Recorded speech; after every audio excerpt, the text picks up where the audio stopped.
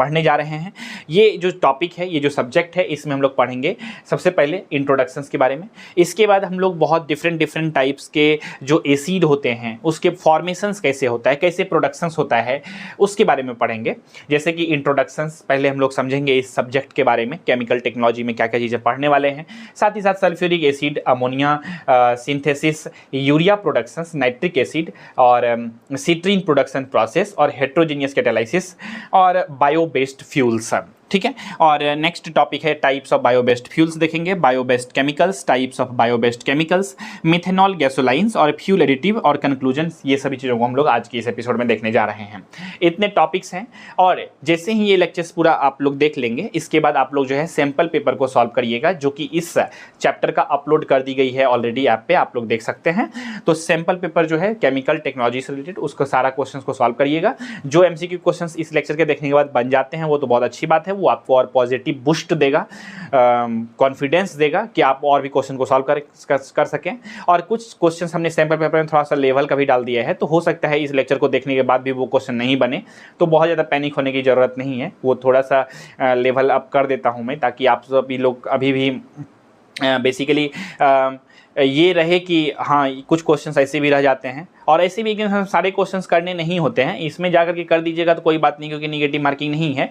तो जो questions level के होंगे, थोड़ा सा अप लेवल का मैंने दे दिया है, तो वो क्वेश्चंस का आप आंसर जस्ट याद कर लीजिएगा, या नहीं तो गूगल करके उसका थोड़ा सा डिटेल इन्फॉर्मेशन आप लोग अपनी तरफ से भी गैदर कर सकते हैं, मतलब जुटा सकते हैं इन्फॉर्मेशन को, ठीक है। चलिए आते हैं, मूव करते हैं हम लोग टॉपिक पे। इंट्रोडक्शन से हम लोग शुरू करते हैं आज का केमिकल टेक्नोलॉजी के बारे में। तो इसमें तो बेसिकली हम लोगों ने जैसा कि मैंने स्टार्टिंग में बताया कि हम लोग यूरिया प्रोडक्शंस के बारे में, सल्फ्यूरिक एसिड के प्रोडक्शंस के बारे में, नाइट्रिक एसिड के प्रोडक्शंस के बारे में, मतलब डिफरेंट चीज़ों के कैसे उत्पादन होता है, कैसे प्रोडक्शंस होता है, कैसे बनता है, उसके प्रोसेस के बारे में समझते हैं। With the chemical equations, with the हर एक स्टेजेज के बारे में हम लोग समझते हैं, बस यही रहता है। तो कह सकते हैं कि ये जो सब्जेक्ट है टू मच क्या है, थ्योरेटिकल है, थ्योरेटिकल ज़्यादा है ये सब्जेक्ट, इसीलिए थोड़ा सा मैं यहाँ पे थ्योरी ज़्यादा बोर्ड पे आपको देखने को मिलेगा, और उसको मैं एक्सप्लेन करने पे अगर फोकस करूँगा तो आप लोग समझने की क्या मतलब बेसिकली फोकस करेंगे चीज़ों को, ठीक है। खैर मूव करते हैं। देखिए जो हम लोगों का केमिस्ट्री होता है वो दो पार्ट में बटा हुआ है, जैसा कि हम लोग जानते हैं कि इनऑर्गेनिक केमिस्ट्री और ऑर्गेनिक केमिस्ट्री, ठीक है। तो यहाँ पर जो है हम लोग जो बात कर रहे हैं कि इनऑर्गेनिक केमिकल इंडस्ट्री में अगर बात करें तो द इनऑर्गेनिक केमिकल इंडस्ट्री जो होता है ना, ये बहुत ही फंडामेंटल पाइवोटल रोल को प्ले करता है हमारे बेसिकली मॉडर्न वर्ल्ड में, जो प्रोवाइड करता है एसेंशियल ज़रूरत के बिल्डिंग ब्लॉक्स को वाइड एरे में प्रोडक्ट्स को प्रोसेस करने में, बहुत सारे चीज़ों को बनाने में, मैन्युफैक्चरिंग में, चाहे वो प्लास्टिक का का प्रोडक्शंस हो या फिर और भी चीज़ों का प्रोडक्शंस हो, उसमें केमिकल बहुत ज़्यादा इंपॉर्टेंट रोल प्ले करता है आज की डेट में। चाहे वो खाद वगैरह सभी बने इंडस्ट्री में, फैक्ट्री में, एसिड बने, सब जगह केमिकल्स का यूज किया जाता है। चाहे वो हम लोगों का मेडिसिन बने, वहाँ पर भी केमिकल्स का यूज किया जाता है। तो हर जगह आजकल क्या है, इनऑर्गेनिक केमिकल इंडस्ट्री जो होता है ना, ये बहुत ज़्यादा इंपॉर्टेंट रोल प्ले करता है, ठीक है।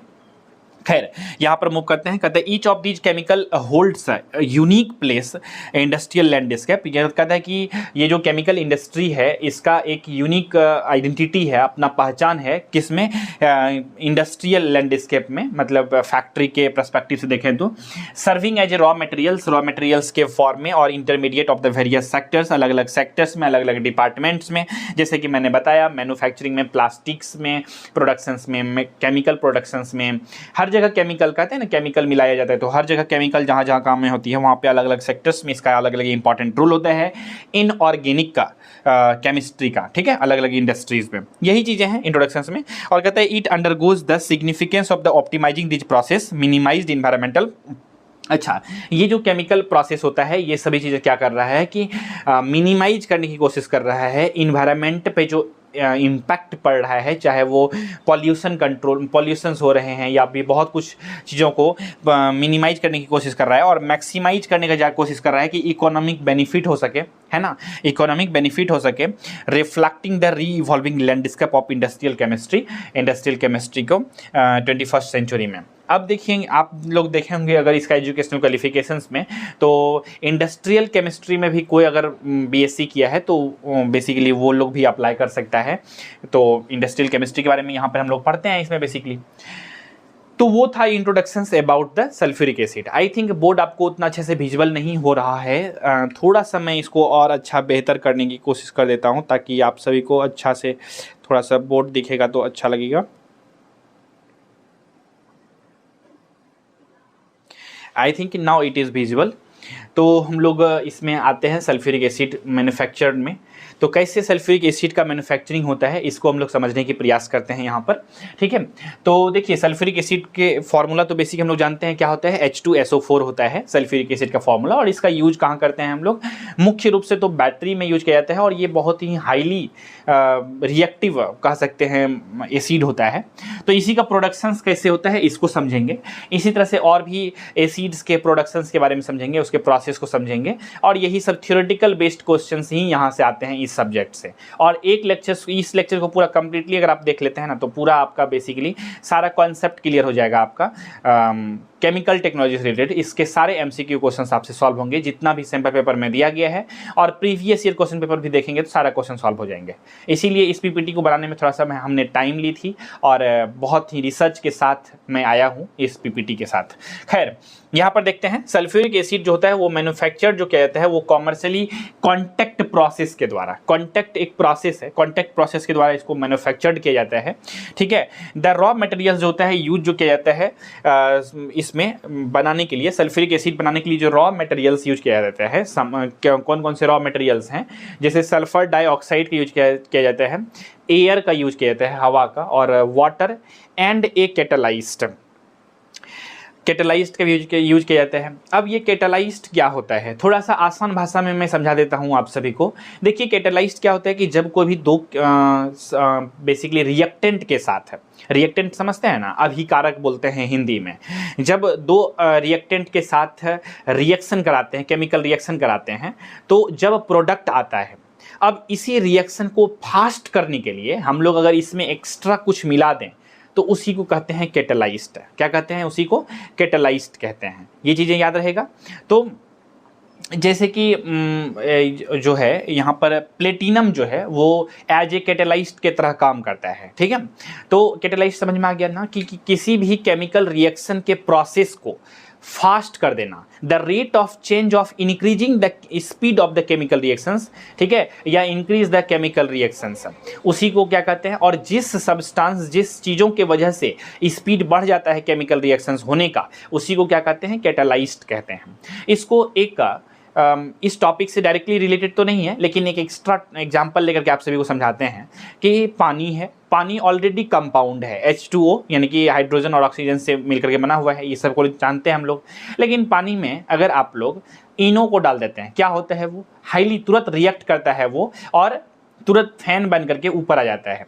या स्प्राइट को सेक करते हैं, स्प्राइट वाला चलिए हटाइए, वो एग्जांपल यहाँ पर बहुत ज़्यादा सुटेबल नहीं है, लेकिन इनो वाला ले लेते हैं हम लोग कि पानी में जैसे डालते हैं वो क्या होता है, पानी मतलब तुरंत झाग बन करके ऊपर आ जाता है। तो यहाँ पर क्या रिप्रेजेंट कर रहा है कि इनो डालने के साथ ही हाईली रिएक्शंस दिखा वहाँ पर, तो वहाँ पे इस सॉल्यूशंस में कैटालाइस्ट की तरह काम कौन किया, इनो काम किया, ठीक है। मतलब जिस सब्सटेंस के वजह से केमिकल रिएक्शन जो है वो तेज हो जाएगा, स्पीड से होने लगेगा केमिकल रिएक्शंस, अगर कोई सब्सटेंस डाल दिए उसमें, तो उसी को कहते हैं कैटालाइस्ट। बस अब आगे बढ़ते हैं। ये जो प्रोसेस होता है सल्फ्यूरिक एसिड का प्रोडक्शंस का, ये बेसिकली 3 स्टेजेज में होता है, ठीक है। प्रोसेस, कॉन्टैक्ट प्रोसेस में 3 स्टेजेज में होता है। पहला प्रोडक्शन करते हैं सल्फर डाइऑक्साइड का। सल्फर डाइऑक्साइड मतलब क्या, SO2, आप लोग जानते हैं 2 लगता है तो डाई, 3 लगता है तो ट्राई, इस तरह से। तो प्रोडक्शन ऑफ सल्फर डाइऑक्साइड पहले करते हैं, इसके बाद oxidation of sulphur dioxide to sulphur trioxide, इसके बाद तीसरा स्टेज जो है hydration of sulphur tri to sulphuric acid. Hydration करते हैं हम लोग सल्फर ट्राइऑक्साइड को सल्फ्यूरिक एसिड में बदलने के लिए। तीनों स्टेज को हम लोग डिटेल में भी समझेंगे एक एक करके। तो पहला स्टेप से शुरुआत करते हैं। पहला स्टेप है प्रोडक्शन ऑफ सल्फर डाइऑक्साइड। कैसे जो है सल्फर डाइऑक्साइड का प्रोडक्शन होता है, तो ये जो है प्रोड्यूस किया जा सकता है सल्फर को बर्न करने के बाद इन the presence of excessive air, ज़्यादा एयर के प्रेजेंस में अगर बर्न करेंगे सल्फर को तो बनेगा सल्फर डाइऑक्साइड। इक्वेशन क्लियरली लिखा हुआ है S+O2। O2 क्या है? गैस है, और रिएक्शंस होगा बर्न होने के बाद बनेगा सल्फर डाइऑक्साइड जो कि गैस बन जाएगा। यानी कि सल्फर को अगर हम लोग जलाएंगे ऑक्सीजन के प्रेजेंस में क्या बनेगा? सल्फर डाइऑक्साइड बनेगा। ठीक है, अगला स्टेज में हम लोग समझते हैं कि हम लोग क्या करेंगे? हीट करेंगे। दूसरा प्रोसेस ये भी है, आप हीट कर सकते हैं सल्फाइड ओर को। सल्फाइड ओर का मतलब क्या है? पायराइड एग्जांपल ले लेते हैं। पायराइड मतलब एक लोहा का यानी कि आयरन का एक फॉर्म है। ठीक है, तो pyrite is an excess of air, मतलब एयर के प्रेजेंस में अगर इसको भी हम लोग क्या करेंगे? हीट करेंगे, गर्म करेंगे तो यहां पर ये इक्वेशंस फॉर्म होंगे। या नहीं तो डिकम्पोज करेंगे हम लोग कैल्शियम सल्फेट को, कैल्शियम सल्फेट को इन द प्रेजेंस ऑफ कोक में। कोक के प्रेजेंस में अगर क्या करेंगे हम लोग यहाँ पर बेसिकली डिकम्पोज करेंगे तो भी हम लोग सल्फर डाइऑक्साइड को पा सकते हैं। तो हमने सल्फर डाइऑक्साइड को लाने का या फिर सल्फर डाइऑक्साइड पाने के लिए 3 तरीकों से ला सकते हैं हम लोग। पहला तो सल्फर को हम लोग बर्न कर सकते हैं, जला सकते हैं इन द प्रेजेंस ऑफ ऑक्सीजन। ठीक है, या नहीं तो दूसरा क्या है कि हम लोग हीट कर सकते हैं सल्फाइड और पायराइट को, तो हम लोग को सल्फर डाइऑक्साइड मिल जाएगा। या नहीं तो हम लोग क्या कर सकते हैं? डिकम्पोज कर सकते हैं कैल्शियम सल्फेट को इन द प्रेजेंस ऑफ कोक, तो हम लोगों को मिल जाएगा SO2। तो ये 3 मेथड से हम लोग सल्फर डाइऑक्साइड को ला सकते हैं, अलग अलग मेथड्स हैं। ठीक है, आगे बढ़ते हैं। दूसरा जो नंबर में था वो है oxidation of sulphur dioxide to sulphur trioxide. यानी कि सल्फर डाइऑक्साइड तो ला लिए अब हम लोग, अब सल्फर डाइऑक्साइड को हम लोग क्या करेंगे? कन्वर्ट करेंगे, ऑक्सीडाइज्ड करेंगे किसमें? सल्फर ट्राइऑक्साइड में।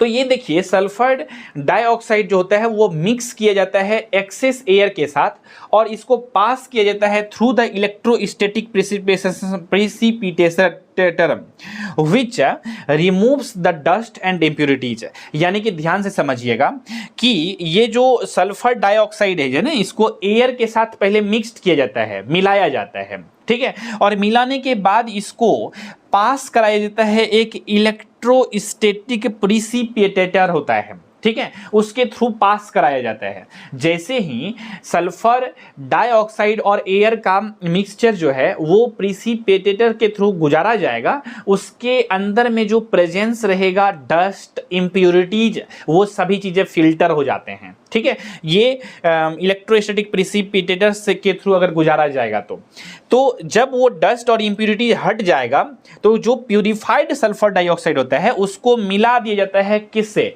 ऑक्सीजन में मिला दिया जाता है। ये चीजें समझ में आ गई अच्छे से। इन द प्रेजेंस ऑफ किसमें? कैटालाइस्ट। कैटालाइस्ट के प्रेजेंस में, कैटालाइस्ट आप लोगों को हमने बताया है क्या होता है, वैसा सब्सटेंस जो कि केमिकल रिएक्शंस को और फास्ट कर दे, तेज कर दे। तो यहाँ पे जस्ट कैटालाइस्ट नाम दिया गया है, कौन सा सब्सटेंस, कौन सा एलिमेंट यहाँ पर यूज किया जा रहा है उससे कोई मतलब नहीं, बस जस्ट कैटालाइस्ट के प्रेजेंस में, ताकि केमिकल रिएक्शंस फास्टली हो सके। ठीक है, तो कैटालाइस्ट के प्रेजेंस में vanadium oxide to form sulphur dioxide. ठीक है, तो क्या करता है यहाँ पर फॉर्म हो जाता है क्या? कैटालाइस्ट जो है वो वेनेडियम ऑक्साइड के प्रेजेंस में टू फॉर्म क्या हो जाता है? Sulphur trioxide. The aldehyde sulphuric acid जो होगा यहाँ पर प्रोड्यूस होने वाला है। तो सल्फर डाइऑक्साइड को हम लोग क्या किए? ऑक्सीजन के से बेसिकली क्या कर देते हैं, इसको oxygen in the presence of catalyst vanadium oxide के प्रेजेंस में हम लोग सल्फर डाइऑक्साइड को ऑक्सीजन के साथ क्या करते हैं? रिएक्शन करा देते हैं, तो बन जाता है सल्फर ट्राइऑक्साइड। ये चीज क्लियर हो गई है, समझ में आ गया होगा।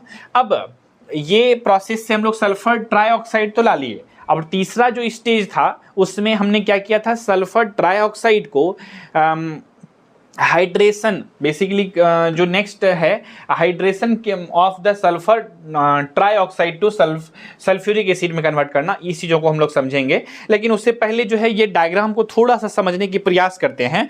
जितने भी चीज़ों को हमने बताया है ना, वही प्रोसेस इस डायग्राम में होता है सल्फ्यूरिक एसिड के प्रोडक्शंस के लिए। आपने हो सकता है कॉलेज में इसको पढ़ा होगा, इस प्रोसेस को। सल्फ्यूरिक एसिड जो होता है ना, इसका प्रोडक्शंस का यहाँ पर फ्लो डायग्राम दिया गया है, लेकिन उससे पहले इस डायग्राम को अच्छे से समझते हैं। देखिए यहाँ पर मोल्टेन सल्फर स्टोरेज है, ये जो है मोल्टेन सरफेस सल्फर स्टोरेज है, ठीक है। और यहाँ पर बेसिकली ये एयर जो बेसिकली और एयर है, एयर इधर से जाता है इसके अंदर, ठीक है। और 2 स्टेज कैटालाइस्ट यहीं पर होता है। और बेसिकली जो सल्फ्यूरिक एसिड का प्रोडक्शन जो होता है ना, वो 500 से 600 डिग्री सेल्सियस पे, मिनिमम 450 डिग्री सेल्सियस पे भी प्रोडक्शन किया जा सकता है सल्फ्यूरिक एसिड का। तो इसलिए वहाँ पे नोट में वो लिखा गया है, ठीक है। तो इसमें बेसिकली जो है अगर डिटेल में देखा जाए तो एयर को डाला जाता है, और यहाँ पर स्टोरेज है किसका, मोल्टेन सल्फर स्टोरेज का, और ये जाता है बमर में, और यहाँ से फिजिक H2O स्टीम हो जाता है, यहाँ पर भाप बन करके H2O निकल जाता है, और गैस फिल्टर होता है, और यहाँ से फिर इसमें आता है, ठीक है। और 2 स्टेज कैटालाइज्ड कन्वर्टर यहाँ लगा हुआ होता है, और 500 डिग्री सेल्सियस पे होता है। फिर सुपर हीटर लगा होता है, फिर यहाँ से टेम्परेचर्स बेसिकली इस लेवल पे आकर के 450 से 400 डिग्री सेल्सियस हो जाता है। बस ये है डायग्राम, बहुत ज़्यादा इसमें कुछ समझने जैसा डायग्राम में नहीं है, जो कि यहाँ से डायरेक्टली एमसीक्यू क्वेश्चंस बन सकते हैं, ठीक है। इस चीज़ का याद रखिएगा। तो मेन प्रोसेस समझते चलते हैं, कितने कितने स्टेज में बनते हैं, कितने कितने डिग्री टेम्परेचर पे बनता है, ये सब चीज़ों को याद रखना है, क्योंकि एमसीक्यू क्वेश्चंस डायरेक्टली यहाँ से बनेंगे। डायग्राम बेस्ड क्वेश्चंस यहाँ से जो क्वेश्चंस मतलब बनेंगे ही नहीं जनरली इस एग्जामिनेशंस के लिए, और नहीं पूछे जाते हैं उतना डेप्थ में, डिटेल में। आते हैं पॉइंट पे यहाँ पे कि टेम्परेचर ऑफ अबाउट 450 डिग्री जो होता है, ये यूज किया जाता है कैटालाइस्ट का यूज किया जाता है, मतलब इतना डिग्री टेम्परेचर प्रोड्यूस करने के लिए fairly highly yields of a sulphur trioxide to an acceptable reaction rate, it is done close to the atmospheric pressure. यहाँ पर मूव करते हैं अगले स्टेप में, जो कि तीसरा स्टेज है सल्फ्यूरिक एसिड का प्रोडक्शंस का, जो कि लास्ट स्टेज है। देखिए सल्फर ट्राईऑक्साइड जो होता है ना, फर्स्टली डिसॉल्व किया जाता है इसको concentrated sulphuric acid to form a oleum. Oleum को फॉर्म करने के लिए इसको कंसंट्रेटेड सल्फ्यूरिक एसिड में इसको डिसॉल्व किया जाता है। अब आप सभी को पता होगा एसिड के बारे में, एक होता है सॉल्यूशन के बारे में, एक होता है कॉन्सनट्रेटेड सॉल्यूशन, एक होता है डाइल्यूट सॉल्यूशन। कॉन्सनट्रेटेड सॉल्यूशन किसे कहते हैं, अगर वाटर और एसिड के सॉल्यूशन है, क्वांटिटी अगर एसिड का ज्यादा होगा और वाटर का क्वांटिटी कम होगा, तो उस सिचुएशंस में उस सॉल्यूशंस को हम लोग कहते हैं कॉन्संट्रेटेड सॉल्यूशन। और अगर किसी सॉल्यूशंस का वाटर का क्वांटिटी ज्यादा होगा और एसिड का क्वांटिटी कम होगा, तो उसको क्या बोलते हैं हम लोग, डाइल्यूट सॉल्यूशन। तो यहाँ पर हम लोग कॉन्संट्रेटेड सॉल्यूशंस के साथ इसको सल्फ्यूरिक एसिड को मिला देंगे तो बनेगा ओलम, ठीक है। जो कि यहाँ पे H2SO4 दिया हुआ है, इसको SO3, ठीक है। और sulphur trioxide is first dissolve in concentrated sulphuric acid to form इसमें। इसका कहता है it is then diluted with water, इसको फिर क्या करेंगे, डाइल्यूट कर देंगे वाटर के साथ, कंसंट्रेटेड सल्फ्यूरिक एसिड हम लोगों को मिल जाएगा, ठीक है। तो ये है बेसिकली प्रोसेस, कैसे हम लोग सल्फ्यूरिक एसिड को पा सकते हैं बेसिकली इस प्रोसेस से, ठीक है। अब सल्फ्यूरिक एसिड का यूज क्या है, स्टार्टिंग में ही हमने बताया आप सभी को। सल्फ्यूरिक एसिड का हाईली जो यूज है corrosive and strong mineral acid में यूज होता है ये, ठीक है।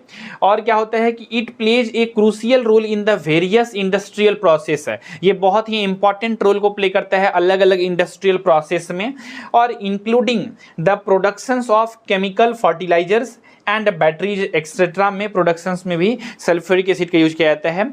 और जो ये हाइड्रोक्लोरिक एसिड है, इसका बैटरी वगैरह सब में भी यूज किया जाता है, यही एसिड प्रेजेंट रहता है बैटरी सब में भी, और ये हाईली रिएक्टिव होता है, इस चीज को भी याद रखिएगा, ठीक है। अब हम लोगों का नेक्स्ट टॉपिक आता है सल्फ्यूरिक एसिड को कंप्लीट करने के बाद अमोनियम सिंथेसिस। अमोनियम सिंथेसिस को हम लोग अमोनिया सिंथेसिस पढ़ेंगे हम लोग अब। लेकिन इससे पहले क्या आप सभी को सल्फ्यूरिक एसिड के बारे में सब कुछ समझ में आ गया अच्छे से? अगर नहीं आया है तो एक बार वीडियोज को बैक करके फिर से इसको अच्छे से देख लीजिएगा सारा प्रोसेस को, और समझने की प्रयास करिएगा। अदरवाइज अगर उसके बाद भी समझ में नहीं आया तो ये नोट्स भी अपलोड हो गया है ऐप पे, उसको अच्छे से आप लोग देख लीजिएगा। नोट्स में खुद से पढ़ करके पहले समझने की कोशिश करिएगा, और अगर उसके बाद भी समझ में नहीं आता है तो आप लोग चैट सेक्शंस में भेज सकते हैं, जो है आपको अच्छे से पर्सनली अगर पॉसिबल होगा, मैं फ्री रहूंगा तो आप सभी को समझा दूंगा अलग से सेपरेटली, ठीक है। समझ में आ गया सबको? तो बेसिकली ये चीज़ें हैं। आगे मूव करते हैं हम लोग, यहाँ पर अमोनिया सिंथेसिस को हम लोग अब समझने की प्रयास करते हैं। कहते हैं अमोनिया सिंथेसिस जो होता है ये एक क्रूशियल केमिकल प्रोसेस है, ठीक है, ये एक क्रूशियल केमिकल प्रोसेस है जो कि इन्वॉल्व करता है प्रोडक्शन ऑफ अमोनिया को। अमोनिया समझते हैं NH3, अमोनिया NH3 का प्रोडक्शंस के लिए ये बहुत ही क्रूशियल रोल प्ले करता है। फ्रॉम इट्स एलिमेंट्स, इसमें एलिमेंट कौन कौन सा है, हाइड्रोजन और नाइट्रोजन, हाइड्रोजन और नाइट्रोजन से मिलकर बना हुआ है अमोनिया। ये जो प्रोसेस होता है ये ग्रेट इंडस्ट्रियल सिग्निफिकेंस, इसका इंडस्ट्री में भी बहुत ज़्यादा इंपॉर्टेंट रोल रहता है। किसका, अमोनिया का, जो कि अमोनिया जो होता है ये फंडामेंटल बिल्डिंग ब्लॉक बोला जाता है इसको, फर्टिलाइजर्स बनाने के लिए, केमिकल को बनाने के लिए, वेरियस अदर प्रोडक्ट्स को भी बनाने के लिए जो अमोनिया है इसका बहुत ही ज़्यादा इंपॉर्टेंट रोल रहता है। मेडिसिन वगैरह बनाने के लिए भी इसका यूज़ किया जाता है बहुत ही हाई मात्रा में। तो ये अमोनिया जो सिंथेसिस है, सिंथेसिस का मतलब होता है फॉर्मेशंस कैसे बनता है, तो वही अब रिएक्शंस कराते हैं और इसको समझते हैं कैसे बनता है ये अमोनिया, इसके बारे में समझते हैं। कहते हैं the ammonia synthesis reaction is a typically represented as follows, इसको रिप्रेजेंट कर सकते हैं इस तरह से इक्वेशन से, नाइट्रोजन को लिए और हाइड्रोजन को लिए और बनता है 2NH3। यहाँ पर जस्ट बैलेंस करने के लिए चीज़ें आपको 3-2 दिख रहा होगा और बैलेंस केमिकल इक्वेशंस आपने पढ़ा ही है 10th क्लास में। आगे बढ़ते हैं यहाँ पर productions of the ammonia synthesis. देखिए यहाँ पर हाइड्रोजन का भी जरूरत पड़ा। अगर मैं बात करूं यहाँ पर रिसोर्सेस के बारे में, कौन कौन से सोर्स का जरूरत पड़ा अमोनिया को बनाने के लिए, तो हाइड्रोजन का भी और नाइट्रोजन का भी। तो पहले हम लोग समझ लेंगे एक एक करके हाइड्रोजन का प्रोडक्शन कैसे होता है और नाइट्रोजन का प्रोडक्शन कैसे होता है केमिकल लैब में, इंडस्ट्री में, फैक्ट्री में, है ना। तो इस चीज़ों को, तो हाइड्रोजन का जो प्रोडक्शन होता है, the production process of begins with the generation of hydrogen H2। ये प्रोसेस जो स्टार्ट होता है हाइड्रोजन H2 को जनरेट करने का, hydrogen can be produce through the various method, अलग अलग मेथड से हाइड्रोजन को प्रोड्यूस किया जाता है। उसमें से एक मेथड है स्टीम मीथेन रिफॉर्मिंग मेथड, या इसको इलेक्ट्रोलाइसिस ऑफ वाटर कहते हैं। यानी कि वाटर जो होता है, हाइड्रोजन H2O वाटर का फॉर्मूला होता है, उसी का इलेक्ट्रोलाइसिस है, H को निकालने के, उस वहाँ से भी H को निकाल करके सेपरेटली इलेक्ट्रोलाइसिस करके निकाला जा सकता है। वाटर में प्रेजेंट जो हाइड्रोजन है उसको निकाल करके हाइड्रोजन को बेसिकली प्रोड्यूस कर सकता है, प्रोडक्शन किया जाता है, इलेक्ट्रोलाइसिस ऑफ वाटर, ठीक है। और इस प्रोसेस को क्या कहते हैं, स्टीम मीथेन रिफॉर्मिंग प्रोसेस कहते हैं। यहाँ से भी MCQ क्वेश्चन बन सकता है कि the productions of hydrogen is produced through which method. Option दिया हुआ रहेगा SMR और भी कुछ से कुछ दे देगा WMR, VTR, कुछ भी। तो यहाँ पर क्या हो जाएगा, स्टीम मीथेन रिफॉर्मिंग मेथड से, या फिर उसी को हम लोग बोलते हैं इलेक्ट्रोलाइसिस ऑफ वाटर मेथड। दोनों एक ही चीजें हैं, ठीक है, इस चीज को अच्छे से याद रखिएगा, इंपॉर्टेंट बात है। इसके बाद नाइट्रोजन का प्रोडक्शन कैसे होता है। नाइट्रोजन जो होता है ना, separation, air is liquefied, air को लिक्विफाई किया जाता है, and nitrogen N2 is separated from other components of air using the process of called air separation. Nitrogen is then stored by for further use. देखिए nitrogen जो gas होता है ना, इसको तो यूज कर लिया जाता है फर्दर यूज के लिए, फर्दर फ्यूचर में यूज करने के लिए भी इसको स्टोर करके रखा जाता है नाइट्रोजन गैस को। और नाइट्रोजन गैस को बेसिकली जो नॉर्मल एटमॉस्फेरिक जो हम लोग का एयर है उसमें भी नाइट्रोजन प्रेजेंस है, तो वहाँ पर उसको नाइट्रोजन को बाय सेपरेशन मेथड से उसको बेसिकली सेपरेट करके स्टोर करके रखा जाता है। आप लोग कभी कभी सुनते होंगे कि नाइट्रोजन गैस बाइक सब में, कार सब में भी बोलता है भरवाने के लिए। और इनफैक्ट जो नाइट्रोजन गैस है, गाड़ी का जो टायर होता है, गाड़ी का टायर होता है ना चक्का, उसमें भी बेसिकली नाइट्रोजन गैस को भरने के लिए बोला जाता है, ताकि वो टायर जो रहे, गर्मी के दिनों में खास करके ज़्यादा बोला जाता है, ताकि वो टायर ठंडा रहे गर्मी के दिनों में, गर्म जल्दी नहीं हो। और गर्म जल्दी नहीं होगा तो वो जल्दी ब्लास्ट नहीं करेगा। बहुत सा देर तक अगर गाड़ी चलती रहती है रोड पे गर्मी के समय में, तो वो टायर रोड पर फ्रिक्शंस के वजह से वो टायर गर्म होता है, और गर्म होने के बाद जो आप लोग जानते हैं कि टेम्परेचर अगर बढ़ता है तो किसी भी जो मैटर के मॉलिक्यूल पार्टिकल्स होता है वो मूवमेंट करना शुरू कर देता है, फास्टली मूवमेंट करने लगता है, जिसकी वजह से प्रेशर क्रिएट होता है, हाईली प्रेशर क्रिएट होता है टेम्परेचर बढ़ने की वजह से। तो जिसकी वजह से ब्लास्ट होने का, टायर का ब्लास्ट होने का चांसेस जो होता है वो क्या हो जाता है, बढ़ जाता है। तो इसीलिए उसमें बोला जाता है कि टायर में नाइट्रोजन गैस को भी भरवा लीजिए, ठीक है, तो ताकि टायर ठंडा रहे, ठीक है। और भी बहुत जगह पे नाइट्रोजन गैस को मतलब भरवाया जाता है, यूज किया जाता है, ठीक है। ये चीज़ें समझ में आ गया अच्छे से। नाइट्रोजन गैस ही भरा हुआ रहता है, जो आपका जो लेज चिप्स कुरकुरे का पैकेट होता है, आप लोग बेसिकली ग्रहण करते होंगे इस चीज़ों का, तो उसमें भी जो हवा भरा हुआ रहता है वो नाइट्रोजन गैस भरा हुआ रहता है, ताकि वो फूड जो है वो ख़राब ना हो। और ये नाइट्रोजन गैस को कैसे प्रोड्यूस किया जाता है? बाय सेपरेशन मेथड से। जो हम लोगों के एटमॉस्फेयर में पाया जाता है नाइट्रोजन गैस, उसी को सेपरेट करके स्टोर करके रखा जाता है ताकि उसको यूज किया जा सके। ठीक है, उम्मीद करते हैं समझ में आ गया होगा। तो हाइड्रोजन का प्रोडक्शन कैसे होता है? वाटर के इलेक्ट्रोलाइसिस प्रोसेस से, या उसी को हम लोग बोलते हैं SMR मेथड, यानी कि इसका फुल फॉर्म होता है स्टीम मीथेन रिफॉर्मिंग मेथड, और दूसरा इसको सेपरेट करके निकालते हैं। ये चीजें क्लियरली समझ में आ गया। तो यहां पर ये बेसिक सा डायग्राम है, और इस ये डायग्राम में बताया गया है कैसे कैसे फॉर्मेशन होता है इसका। ठीक है, यहाँ पर मीथेन CH4 और वाटर H2O दोनों को मिलाया जाता है इसमें। जैसे कि हमने यहाँ पर बताया था कि methane reforming, steam methane reforming method से हाइड्रोजन को प्रोड्यूस किया जाता है, हाइड्रोजन को फाइंड किया जाता है। तो वही चीज़ यहाँ पे डायग्राम में किया जा रहा है कि मीथेन CH4 प्रोडक्शन, यहाँ पे मीथेन CH4 और H2O दोनों वाटर को इसमें डाल दिया गया। तो जब दोनों मिला करके इसमें डाल दिया गया तो यहाँ पर आ गया क्या क्या चीज़ें, CH4 और H2O दोनों आ जाएगा, और यहाँ पर क्या हो जाएगा, कार्बन मोनोऑक्साइड और हाइड्रोजन यहाँ पे सेपरेट हो गया आफ्टर द रिएक्शन। और हम लोग क्या करेंगे, एयर को यहाँ पर देंगे, ऑक्सीजन को, ठीक है, और एयर देंगे। इसके बाद यहाँ पर क्या बनेगा, CH4+O और 2CO+4H2, ये फिर इसमें आएगा N2+H2 और CO हो गया।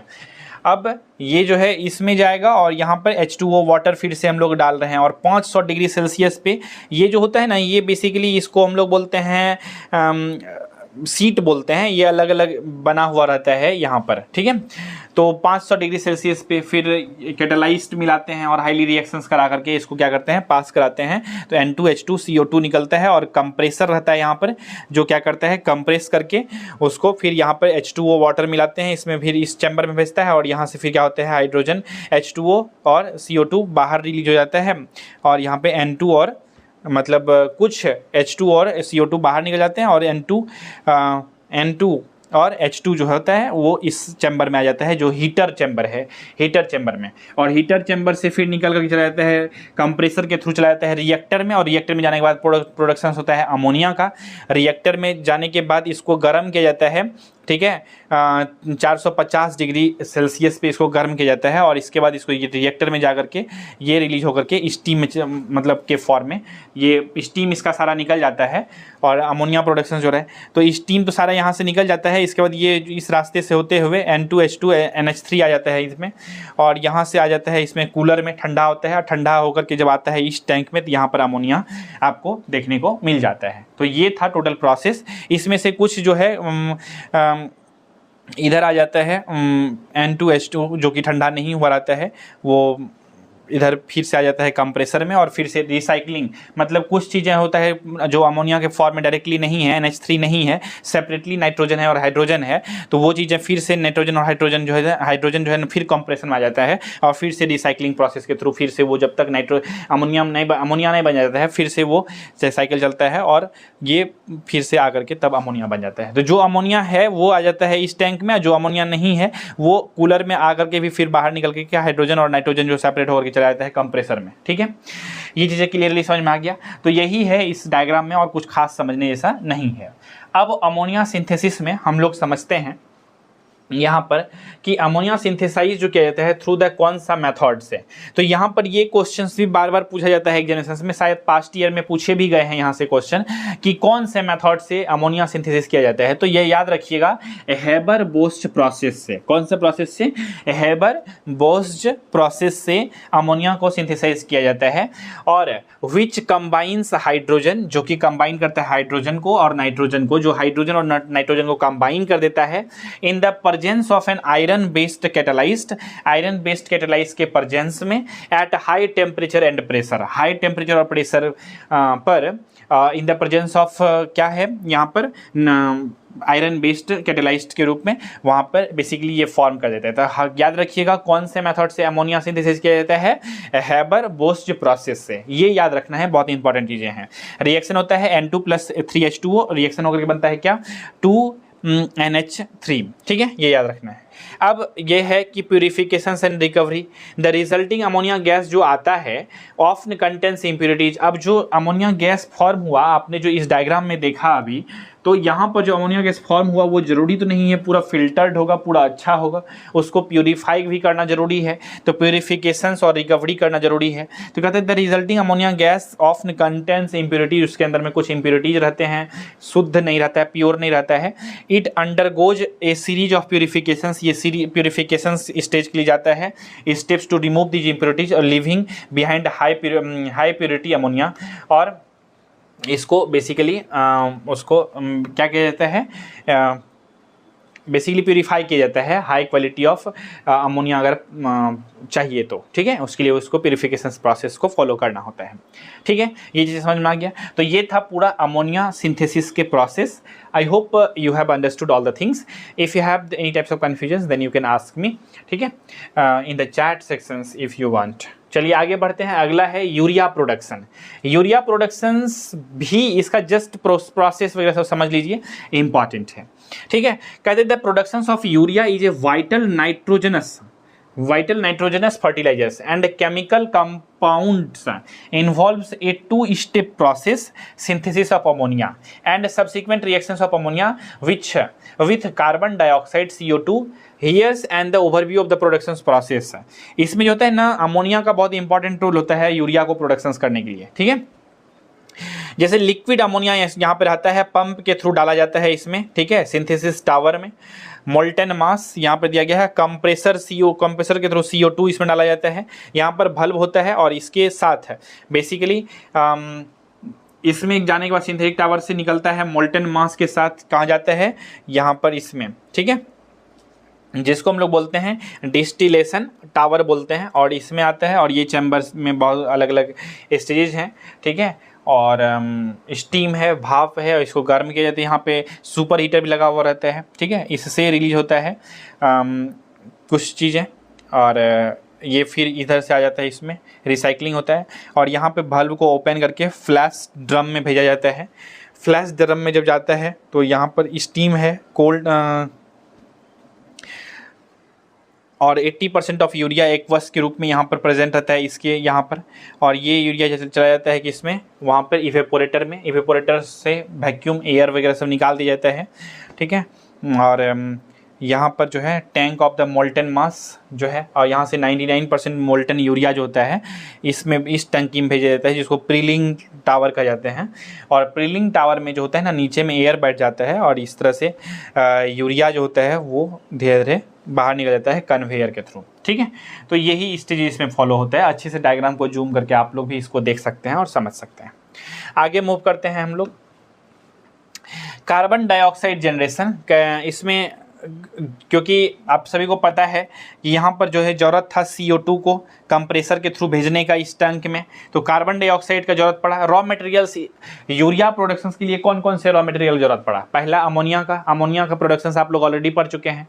इसके बाद कार्बन डाइऑक्साइड की जरूरत पड़ा, तो कार्बन डाइऑक्साइड का प्रोडक्शन का जरूरत पड़ा। कार्बन डाइऑक्साइड आता कैसे है, इसका प्रोडक्शन कैसे होता है, तो इसको हम लोग समझते हैं, ठीक है। तो कार्बन डाइऑक्साइड प्रोडक्शन यहाँ दिया हुआ है। The ammonia gas produced in the first step is reacted with carbon dioxide. इसको फर्स्ट स्टेज में जो अमोनिया गैस जो है वो फर्स्ट स्टेज में क्या होता है, रिएक्ट कर लेता है कार्बन डाइऑक्साइड से। प्रोड्यूस करने के लिए अमोनियम कार्बोनेट को प्रोड्यूस करने के लिए वो क्या करता है, अमोनिया रिएक्ट कर लेता है कार्बन डाइऑक्साइड से, ठीक है जी। और ठीक है, और which is an intermediate in the urea productions, जो कि बीच का बातें हैं यूरिया प्रोडक्शंस का। यहाँ पे देख सकते हैं रिएक्शंस के लिए इक्वेशंस लिखी गई है, NH3CO2 + H2O और NH5 इतना। आगे बढ़ते हैं। यूरिया फॉर्मेशन जो होता है वो कैसे होता है, देखिए। द अमोनियम कार्बोनेट जो है वो produced is then heated to break down into the ammonia. देखिए जो अमोनियम कार्बोनेट है उसको तोड़ने के लिए फिर हीट किया जाता है, गर्म किया जाता है। ठीक है, हीट करने के लिए क्यों हीट किया जाता है? ताकि उसको तोड़ा जा सके, ब्रेक किया जा सके, किसमें? अमोनिया एंड कार्बन डाइऑक्साइड में, विच कैन बी रिसाइकल्ड, जिसको कि फिर से रिसाइकल किया जा सकता है। The remaining ammonia is then reacted with carbon dioxide, जो बचा हुआ अमोनिया रहता है उसको रिएक्ट करा दिया जाता है कार्बन डाइऑक्साइड से in high pressure reactor to produce urea. यानी कि सिंपल सा आसान भाषा में याद रखिए कि अमोनिया को कार्बन डाइऑक्साइड के प्रेजेंस में हाई प्रेशर रिएक्टर में रिएक्ट कराया जाता है यूरिया को प्रोडक्शन कराने के लिए। ठीक है, रिएक्शन जो होता है वो ammonia plus carbon dioxide form होता है यहाँ पे NH2CO NH2 प्लस H2O। ठीक है, urea concentration and granulation. Granulation का मतलब होता है यूरिया का जो कंसंट्रेशन है, या ग्रेनुलेशन का मतलब समझिए कि वो छोटे छोटे दाना दाना रूप में आप देखते होंगे ना, यूरिया मतलब जो खेत सब में डाला जाता है उसको छोटे छोटे पार्टिकल्स में बन जाए, वो पार्ट बट जाए, उसको उस फॉर्म में करने के लिए, तो वही होता है ग्रेनुलेशन। ठीक है, तो द लिक्विड यूरिया जो होता है, लिक्विड फॉर्म में नहीं यूरिया होता है, जो फॉर्मेशन जो होता है यहाँ पे इस डायग्राम में जो आप देख रहे हैं यहाँ पर जो यूरिया का प्रोडक्शन हुआ, ये यूरिया दाना दाना टाइप का थोड़े ना है, ये लिक्विड फॉर्म में है और इसको ग्रेन्यूल फॉर्म में कन्वर्ट करना पड़ेगा, छोटे छोटे पार्टिकल्स में इसको बनाना पड़ेगा। तो उसके लिए यहाँ पर जरूरत पड़ता है कंसंट्रेशन ग्रेनुलेशन का। तो वही कहते हैं द लिक्विड यूरिया सॉल्यूशन जो होता है वो concentrated to increase its urea content को बढ़ाने के लिए, इट्स देन कूल्ड, इसको बाद में फिर ठंडा किया जाता है, and granulated to produce urea granules, और यूरिया के दाना दाना टाइप के और या फिर प्रील्स कह लीजिए, इसको बनाया जाता है, जो कि कहता है which are the final products suitable for storage and distribution, जो कि फाइनल प्रोडक्ट होता है यूरिया का स्टोरेज करने के लिए या फिर डिस्ट्रीब्यूशन करने के लिए, जब वो पार्टिकल्स के फॉर्म में, दाना दाना के फॉर्म में वो कन्वर्ट हो जाता है। तो वही सब बातें यहाँ पर लिखी गई है। पैकेजिंग डिस्ट्रीब्यूशन क्या होता है, फाइनल डिस्ट्रीब्यूशन और पैकेजिंग, इसको अच्छे से पढ़ लीजिएगा आप लोग आराम से, शांति से। ठीक है, पैकेजिंग एंड डिस्ट्रीब्यूशन के अंदर final urea product is packaged into bags और stored in bulk for distribution agricultural and industrial customers. ठीक है, जो किसान होते हैं उसके लिए फिर इसको क्या किया जाता है, डिस्ट्रीब्यूट कराया जाता है। अब हम लोगों का क्या क्या खत्म हुआ, सल्फ्यूरिक एसिड हम लोगों ने पढ़ा, अमोनिया पढ़ा, यूरिया पढ़ा। अब हम लोग पढ़ने जा रहे हैं नाइट्रिक एसिड के बारे में, जिसका फॉर्मूला होता है HNO3। क्या होता है? HNO3, इसको समझते हैं। देखिए, नाइट्रिक एसिड जो है HNO3 ये हाईली कोरोसिव होता है, मतलब जैसे कि हम लोगों का सल्फ्यूरिक एसिड था, उसी तरह से ये हाईली कोरोसिव होता है और स्ट्रॉन्ग एसिड है ये जो नाइट्रिक एसिड है। And with numerous industrial application, इसका इंडस्ट्रियल एप्लीकेशन बहुत सारा है, including the production of fertilizers production के लिए भी, एक्सप्लोसिव मटेरियल्स में एक्सप्लोसिव चीज़ों को बनाने के लिए, एंड वेरियस केमिकल्स में भी इसका बहुत ज़्यादा यूज है नाइट्रिक एसिड का। कहते हैं the production of the nitric acid involves a multi step process. जो प्रोडक्शन होता है नाइट्रिक एसिड का वो मल्टी स्टेप प्रोसेस को इन्वॉल्व करता है, जैसे कि primarily consisting of ammonia oxidation followed by the absorption of nitrogen oxide and dioxide NO2 in water। ठीक है, तो हम लोग इसके अलग अलग स्टेप वाइज समझेंगे कैसे हम लोगों का यहाँ पे नाइट्रिक एसिड का प्रोडक्शन होगा। स्टेप 1 में हम लोग अमोनिया ऑक्सीडेशन के बारे में समझेंगे, अमोनिया ऑक्सीडेशन। तो अमोनिया ऑक्सीडेशन जो होता है, इन फर्स्ट स्टेप में हम लोग क्या करते हैं, NH3 को ऑक्सीडाइज्ड करते हैं नाइट्रोजन मोनोऑक्साइड बनाने के लिए, यानी कि NO। ठीक है, तो रिएक्शन करा देते हैं किसको, अमोनिया को ऑक्सीजन के प्रेजेंस में। ठीक है, तो ये बन जाता है। ठीक है, बाद में कि हमने यहाँ पर इक्वेशंस को लिख करके रखा है, तो याद रखिएगा जो बेसिकली नाइट्रिक एसिड है इसका प्रोडक्शंस का जो मेथड होता है वो ऑस्टवाल्ड प्रोसेस से बेसिकली इसका प्रोडक्शंस होता है। तो कभी कभी प्रोडक्शंस पूछ लिया जाता है एग्जामिनेशंस में डायरेक्टली आपसे कि किस प्रोसेस से हम लोग नाइट्रिक एसिड को प्रोडक्शन कर सकते हैं उसका, तो याद रखिएगा ऑस्टवाल्ड प्रोसेस से। अब यहाँ पर इक्वेशंस है, पहले आप लोग क्या करेंगे, अमोनिया जो है उसको ऑक्सीजन से रिएक्शंस कराएंगे, रॉ मटेरियल्स आपको अमोनिया और ऑक्सीजन चाहिए। ठीक है, उसका रिएक्शंस कराएंगे तो ये आ जाएगा NO+6H2O। बाद बाकी ये सब बैलेंस किया हुआ इक्वेशन है, इसीलिए 2 4 3 या जो दिख रहा है बहुत ज़्यादा कंफ्यूज होने की जरूरत नहीं है। फिर Na+O2 जो Na आया है, NO आया है, NO को ऑक्सीजन के वजह से रिएक्शंस कराएंगे तो ये बनेगा 2NO। टू और इस तरह से, तो 3 स्टेज में बनता है। और ये जो HNO3 आता है ये बेसिकली एक्वस सॉल्यूशंस है और NO है। और बेसिकली आप ये चीज़ों को याद रखिए अच्छे से कि जो नाइट्रिक एसिड है इसका फॉर्मेशन में 3 रॉ मटेरियल्स का ज़रूरत होता है। कौन कौन सा? अमोनिया का, एयर का, और जो कैटालाइस्ट है मतलब प्लेटिनम का ज़रूरत होता है। ठीक है, कैटालाइस्ट का। आगे है यहाँ पर इसका नाइट्रिक एसिड के फ्लो सीट है, इसमें कैसे फॉर्मेशन होता है। ठीक है, देखिए यहाँ पर अच्छे से समझते हैं इस डायग्राम को। इट्स टू मच इम्पॉर्टेंट कह सकते हैं थोड़ा सा नाइट्रिक एसिड, क्योंकि ये हाईली रिएक्टिव आता है और ज़्यादा इसका इंडस्ट्री और फर्टिलाइजर में यूज किया जाता है प्रोडक्शंस के लिए। देखिए NH3 जो है ये अमोनिया को हम लोग डालते हैं लिक्विड फॉर्म में। लिक्विड फॉर्म अमोनिया को NH3 है यहाँ पे, इसको हम लोग डालते हैं। ठीक है, अमोनिया वेपोराइज होता है यहाँ पे, जो लिक्विड फॉर्म वाला रहता है वो जाता है इस तरह से कंप्रेसर में, और दूसरे साइड से एयर हम लोग डालते हैं। तो अब किस अमाउंट में डालते हैं, इसका एक अमाउंट भी है। देखिए 10% अमोनिया अगर डालते हैं और वो आता है मिक्सचर के इसमें, और 90% ऑक्सीजन को डालते हैं, तो वो भी कहाँ आता है? कंप्रेसर के थ्रू मिक्सचर में आया। ठीक है जी, यहाँ तक क्लियरली समझ में आ रहा है? ठीक है, तो यहाँ तक जो है बेसिकली क्लियर हो गया। तो यहाँ से अब मिक्सचर होने के बाद NO + H2O का कॉम्बिनेशन बना और ये चला जाता है कन्वर्टर में। कन्वर्टर एक तरह से रिएक्टर है। ठीक है, क्या है? रिएक्टर है। और इसमें बेसिकली अलग अलग यहाँ पर सीट होते हैं। ठीक है, इसको ट्रे भी बोलते हैं। ये इसमें इस कन्वर्टर में जो होता है ना 10 से 30 ट्रे होता है कन्वर्टर में। ठीक है, जिसको रिएक्टर बोलते हैं। यहाँ पर 800 डिग्री सेल्सियस पे इसको गर्म किया जाता है, जहाँ पे सुपर हीटर भी लगा हुआ रहता है इसके अंदर। ठीक है, तो ये NO + H2O को किया जाता है। ठीक है, अलग अलग फॉर्म में होता है। और इसी के अंदर कैटालाइस्ट भी प्रेजेंट रहता है, जिसका नाम होता है प्लेटिनम और रोडियम। प्लेटिनम और रोडियम दो बेसिकली कैटालाइस्ट है, ताकि हाईली रिएक्शन हो सके। यहाँ पर स्टीम और वाटर रहता है और ये चीज़ें फिर रिलीज होता है। और ये टेल गैस इस तरह से यहाँ पर बेसिकली रिलीज होकर के, टेल गैस इसको क्यों बोलते हैं? क्योंकि देखते होंगे आप ये एब्जॉर्बर के थ्रू एक आ रहा है पाइप, और ये पाइप इसमें दे देता है टेल गैस। टेल गैस क्या है आगे मैं अभी डिटेल में डिस्कशन करूंगा। तो यहाँ पर ये 800 डिग्री सेल्सियस इसमें आया, फिर इससे कंप्रेसर में, कंप्रेसर से फिर गया स्टीम इकोनोमाइजर में। स्टीम इकोनोमाइजर से NO2 जो है ये गया किसमें? एब्जॉर्बर में। एब्जॉर्बर में वाटर है, H2O है। ठीक है, और यहाँ से फिर 9 से 10% जो होता है ना डाइल्यूट एसिड प्रेजेंट रहता है, और यहाँ से ये फिर ब्लीचिंग कॉलम से जाते हुए नाइट्रिक स्टोरेज में चला जाता है। नाइट्रिक एसिड फॉर्म होता है यहाँ पर।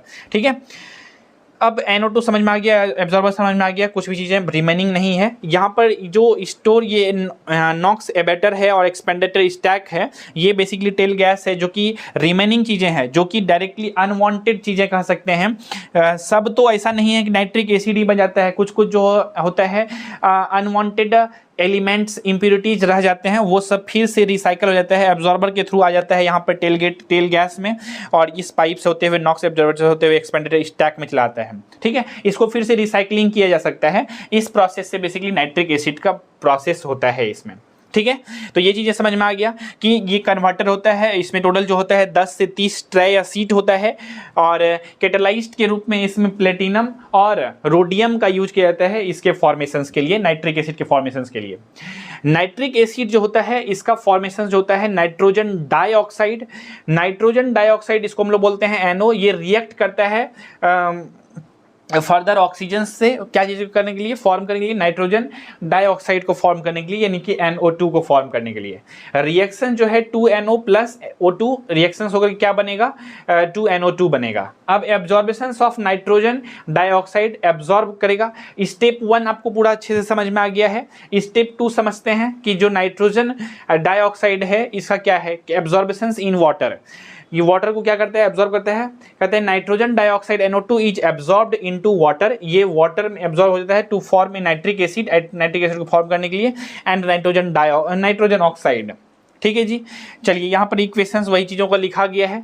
ठीक है, तो ये था हम लोगों का नाइट्रिक एसिड का प्रोडक्शंस के बारे में पूरा प्रोसेस। स्टेप 1 और 2 दो स्टेप में हम लोगों का नाइट्रिक एसिड का फॉर्मेशन हो जाता है, प्रोडक्शंस हो जाता है, समझ में आ जाती है चीज़ें हम लोगों को। आगे है हम लोगों का एस्टेरीन प्रोडक्शंस प्रोसेस। ठीक है, देखिए कहता है कि styrene is an important industrial chemical used in the productions of a various plastics, resins and synthetic rubber. इसका जो यूज किया जाता है स्टीरीन्स का, ये एक्चुअल में केमिकल इंडस्ट्री में इसका बहुत ज़्यादा यूज है। और इसका प्रोडक्ट यूज जो कहते हैं वो प्लास्टिक का फॉर्मेशंस में रेजिन्स बनाने के लिए, या फिर जो सिंथेटिक रबर होता है ना, ये सब का प्रोडक्शंस में इसका यूज किया जाता है। कहता है its productions typically involves the dehydrogenation of ethyl benzene. Here in overview of the process का यहाँ पर पूरा ओवरव्यू दिया गया है। Feed stock preparations, the primary feedback जो होता है तो styrene production is ethyl benzene जो होता है C8H10 जो कि टाइपिकली क्या होता है ऑब्टेन किया जाता है फ्रॉम द पेट्रोकेमिकल इंडस्ट्री। इसको कहाँ से ऑब्टेन किया जाता है? पेट्रोकेमिकल इंडस्ट्री से, through the alkylation of benzene with ethylene. ठीक है, एथाइल बेंजीन जो होता है ये ऑफ्टन स्टोर किया जाता है एंड ट्रांसपोर्ट किया जाता है एज ए लिक्विड फॉर्म में। तो ये जस्ट एक बार रीडिंग मार लीजिएगा। ये जो टॉपिक है ये थियोरेटिकल है फुल्ली, तो प्रोसेस बस समझ लेना है। बायो बेस्ड फ्यूल्स जो है इसको समझते हैं। बायो बेस्ड जो होता है फ्यूल जो होता है ये इसको कैटेगरी किया गया है ऑफ रिन्यूएबल एनर्जी सोर्सेस के फॉर्म में, जो कि derived from the biological materials. इसको ड्राइव जो किया गया है बायोलॉजिकल मटेरियल से। कहते हैं these fuels are produced from organic matters. ये जो फ्यूल्स है इसको प्रोड्यूस किया गया है ऑर्गेनिक मैटर से, such as plants, algae and waste organic materials, making them a suitable alternative fossil fuels. ठीक है, types of bio based fuels, biojet fuels और बायोडीजल्स, ये सब इसका एग्जाम्पल्स वगैरह दिया गया है। Transition of metal catalysts, methanol to gasoline. देखिए मिथेनॉल टू गैसोलाइन जो है ये जस्ट, गैसोलाइन का मतलब होता है वैसा गैस जिसको कि फॉसिल फ्यूल की तरह उसको कंसीडर किया जा सके, उसको जलाने लायक, उसको कह सकते हैं कि फ्लेमेबल बनाया जा सके, उसी को कहते हैं गैसोलाइंस। ठीक है, मिथेनॉल को गैसोलाइंस में कन्वर्ट कैसे किया जाता है। ठीक है, यहाँ पे दिया गया है Haldor Topsoe and TIGAS are two different technologies for the conversion of methanol into gasolines है। मिथेनॉल को फ्लेमेबल बनाने के लिए, जलने लायक बनाने के लिए, ठीक है, उसको दो मेथड से किया जा सकता है। एक हेल्डर टॉप्सो मेथड या फिर टिगाज मेथड। ये दोनों डिफरेंट टेक्नोलॉजी है, इसको कन्वर्ट करने के लिए यूज किया जाता है। ठीक है, बोथ द प्रोसेस, ये दोनों प्रोसेस जो होता है इसमें इन्वॉल्व होता है catalytic reactions and are such used in the production of liquid transportation fuels है। इसका जो यूज किया जाता है in the process of the liquid production fuels के रूप में। हेल्डर टॉप्सो जो मेथेनॉल टू गैसोलाइन मेथड है, इसमें क्या होता है, कैसे होता है? देखिए हेल्डर टॉप्सो ये जो है मेथड है, ये एक दानिश कंपनी है, non for its expertise in the catalysed and process technology. इसी नाम से ये कंपनी जाना ही जाता है, टेक्नोलॉजी को कैटलाइज्ड एक्सपर्टाइज है इसका, basically catalysed and process technology के फॉर्म में। कहते there methanol to gasoline MTG जो है process is catalytic conversion technology that transform methanol to high quality gasoline. High quality gasolines को कन्वर्ट करने में इसका यूज किया जाता है बेसिकली। पेट्रोल और डीजल जो बेसिकली हम लोग देखते हैं उसमें भी बेसिकली हम लोगों का ये टेक्नोलॉजी काम करता है मिथेनॉल को गैसोलाइन में कन्वर्ट करने के लिए। जैसे कि जियोलाइट कैटालाइस्ट हो गया।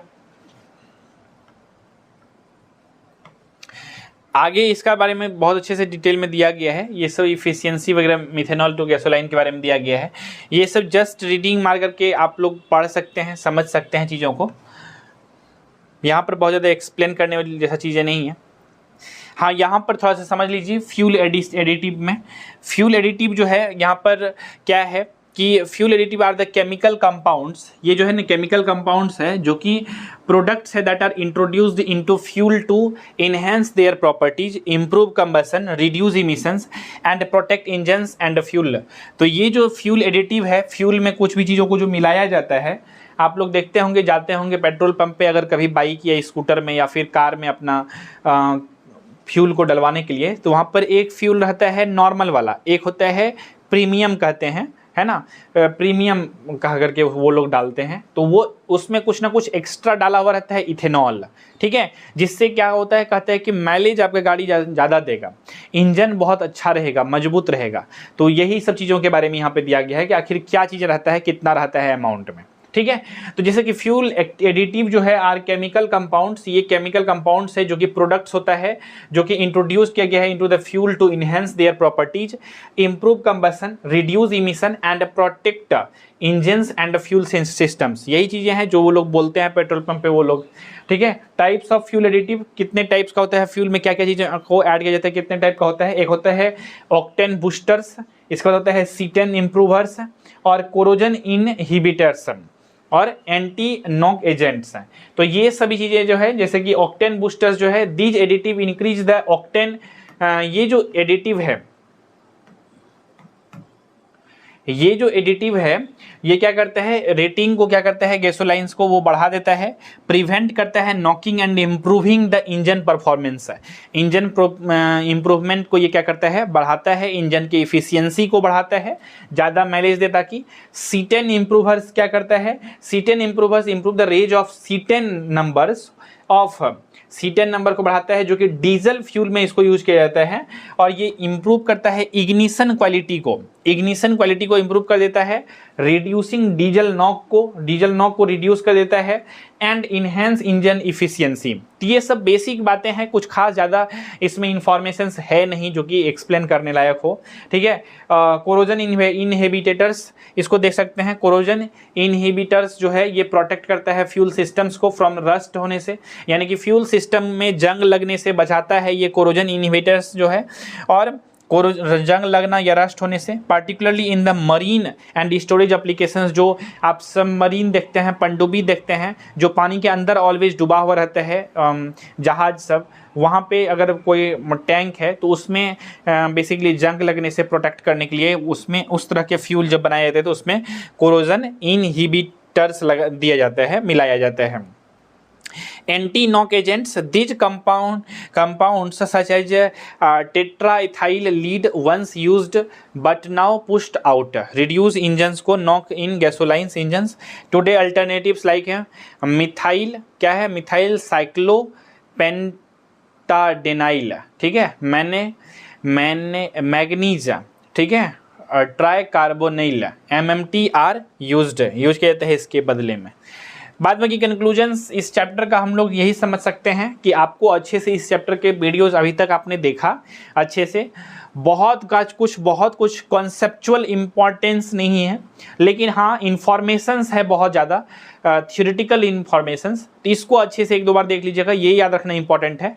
और सैम्पल पेपर जो आपको अपलोड किए गए हैं इस टॉपिक का, उसको आपको अच्छे से देखना है क्योंकि वो इंपॉर्टेंट है आपके लिए बहुत ज़्यादा, सैम्पल पेपर को सॉल्व करना। तो ये लेक्चर्स देखने के बाद अगर सैम्पल पेपर बनाइएगा तो लगेगा हाँ कुछ चीज़ों को हमने पढ़ा है, और डायरेक्टली सैम्पल पेपर बनाएंगे तो कुछ समझ में नहीं आएगा, ठीक है। तो उसको सॉल्व करिएगा। इस लेक्चर्स को अभी आपने पूरा देख लिया, चलिए इसका फटाफट से कंक्लूजन समझते हैं, इसके बाद लेक्चर को खत्म करते हैं।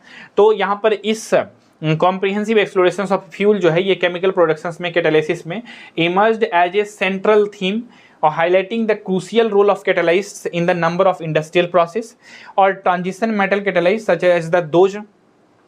As those employed by Haldor, Topsoe and Total, ये सभी चीज़ें दिया गया है, बस बेसिक सा, ठीक है। इसको पढ़ लीजिएगा, आपके पढ़ने के लिए इसमें दिया गया है। तो ये थी आपका केमिकल टेक्नोलॉजी टॉपिक।